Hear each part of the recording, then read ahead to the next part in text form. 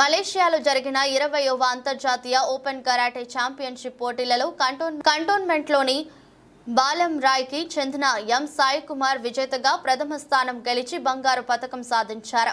ఈ పోటీలు మే 10 నుండి 12 వరకు మలేషియాలో జరిగాయి. మార్షల్ ఆర్ట్స్ ద్వారా తెలంగాణ రాష్ట్ర ఖ్యాతిని అంతర్జాతీయ స్థాయికి పెంచుతున్న క్రీడాకారులను తాను ఎల్లప్పుడూ ప్రోత్సహిస్తానని ఆయన అన్నారు. అనంతరం ఎం సాయి కుమార్ మాట్లాడుతూ తనను ప్రోత్సహిస్తున్న తల్లిదండ్రులు రాములు, శోభ, మాస్టర్ కలీంలకు కృతజ్ఞతలు తెలుపుకుంటున్నానని ఆయన అన్నారు. ఈ రోజు ఈటల రాజేందర్ అండ్ సదా కేశవ్ రెడ్డి గోల్డ్ మెడల్ విజేత సాయి కుమార్ ని సన్మానం చేశారు.